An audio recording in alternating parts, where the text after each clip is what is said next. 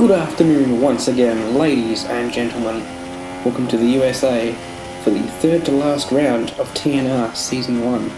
This is qualifying. This is in fact my best lap of the session, which would earn me a spot on the second run of the grid, unfortunately. You can see we are well up at this stage. Provisional pole with Stylen, BK also joining him on the front row. I'm very careful through here not to cut the corners. It's very easy to do, and with strict corner cutting on, you can easily lose a lap. That was very close there to losing it. In fact, we are purple through the first sector. That's a good sign, and well up in our delta.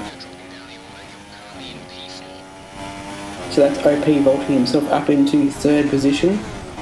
Mozza right behind us as well. Better watch out for him.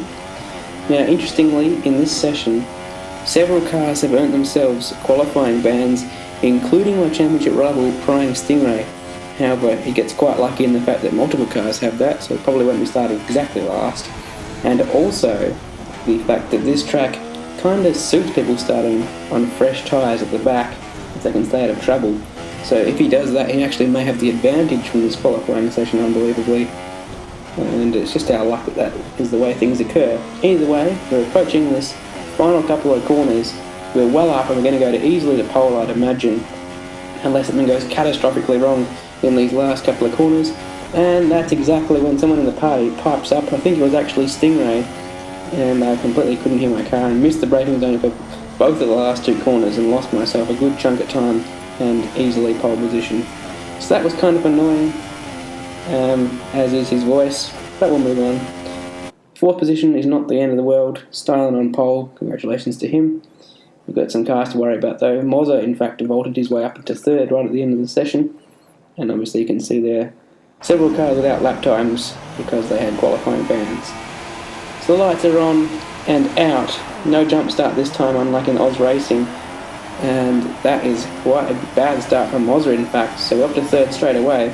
BK going to the outside, will that be enough to get us through into second? Yes, it looks like we are, and we have better traction than the Sauber as well. So up to behind Stylen and the Haas, very positive start. We try closing the gap to him, and by lap 4 the DRS is available, and I can go past on this long straight into the lead, which is exactly where we need to be. The aim, of course, for this race is to increase the championship lead over Stingray, and with another fastest lap we tried to get away. We were followed though by Stylen and BK, who both pit at the end of lap 8, and I decided to go one extra lap so I can have fresher tyres at the end of the race.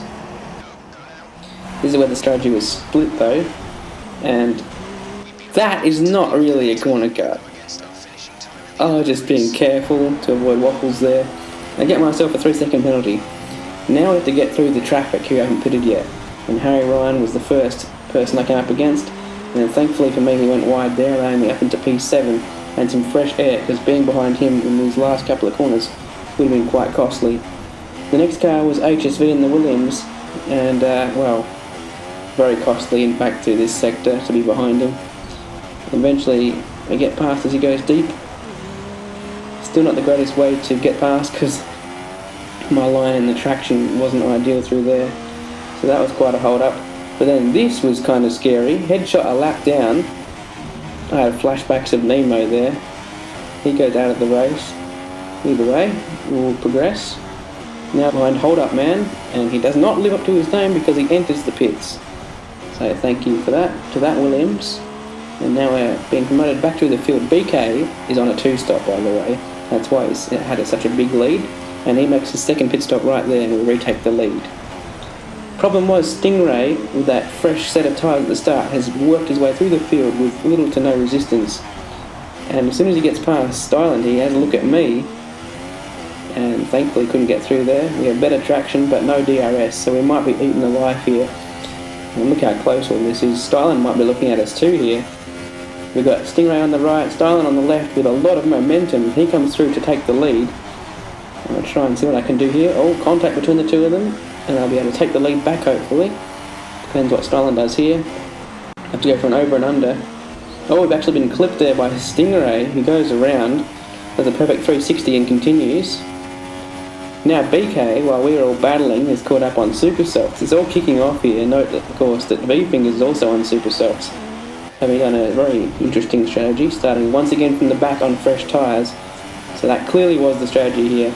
Styling struggling as BK gets past at the penultimate corner, and I get back past him into the net lead, of course, because BK had notified us that he had several seconds worth of penalties. Down the inside comes Styling once again, looking for that net lead. V-Fingers all the while closing up on us. And the other DRS, and I get Styling back. So 2 laps left. This is anyone's game at this point. It could even be BK's if he pulls enough of a gap while we're all battling, or if there's contact perhaps. So into the braking zone for the long DRS straight, and out of nowhere, Styling like an arrow comes smashing into us and hits the wall so hard that his rear wheels come off the ground. We found out later that he missed his braking point while looking backwards, and that cost us positions to Stingray and V-Fingers, unfortunately. And after all that, we actually lose points to Stingray, quite unbelievably. And the top 2 did not qualify. So there's your answer. That is the strategy for the USA. See you guys next time for the penultimate round in Brazil.